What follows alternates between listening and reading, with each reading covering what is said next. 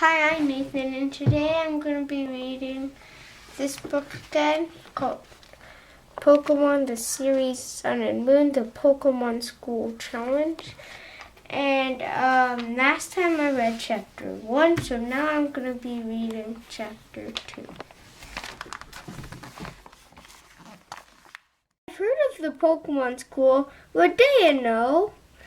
This is it, Ash said. I'll show you around, Mallow offered. She grabbed Ash by the hand and tugged. On her shoulder she had a small, sweet grass-type Pokemon called Bounsweet. It had a green stem on top of its head and gave off a deliciously sweet smell. Mallow practically dragged Ash into one of the big buildings all around. Big buildings. All around there were kids and Pokemon studying or playing games. Ash could hardly believe it when Mallow took him into a large room filled with ancient Pokemon skeletons. There were flying Pokemon skeletons hanging from the ceiling, and there were other Pokemon skeletons built bone by bone on display. On the wooden floor, this is great, Ash exclaimed. Where am I again? Mallow giggled. I told you, it's the Pokemon School. It's a place where Pokemon and students all study together. Next, Mallow knocked on a closed door. Principal, sir, she called out. I brought a new student. Ash didn't have time to explain that he wasn't a new student before the door opened. Inside the office, Ash saw his mom.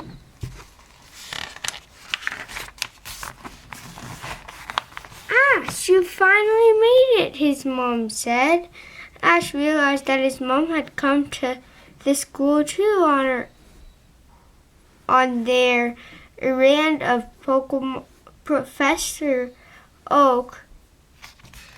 Alola, Ash said, the man who looked very familiar. Welcome to the Pokemon School, home of soul rock and roll. Ash was confused. Professor Oak, he said.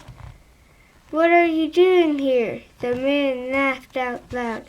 People tell me we look alike. That's why you recognized me. The name is Samson Oak. This man was Professor Oak's cousin, the person who was expecting the egg that he and his mom brought all the way from Pallet Town. He's the Pokemon School principal, Mallow explained. Nice to meet you, Samson Oak said, making eye contact with Pikachu. He always makes jokes, Mallow said, slightly embarrassed. He's always playing around with Pokemon names.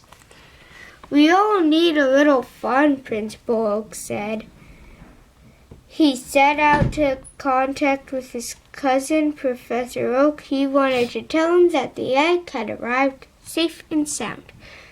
Say, Principal Oak, sir, Mallow began, may I show Ash around the campus?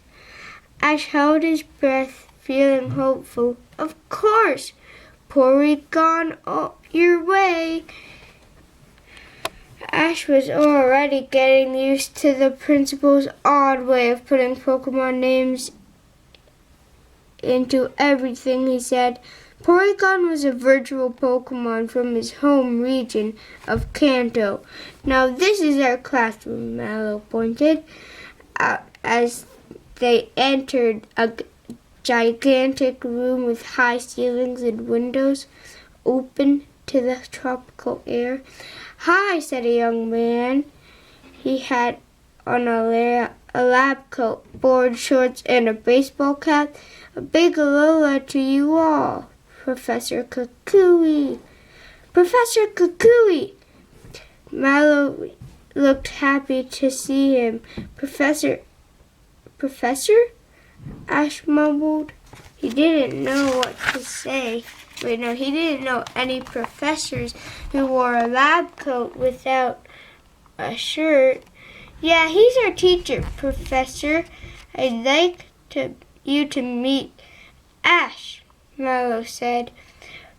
Principal Oak just filled me in. The teacher said, Hi, Ash and Pikachu. I hope you enjoy your visit here. Ash was pretty sure he would. Thank you. When Mallow, Ash, and Pikachu went outside, they noticed the same Charizard that Ash had originally followed out to the forest. And the guy who had been riding it was there. That's Kiawe, Mallow said. Kiawe and Charizard were students at the Pokemon School too.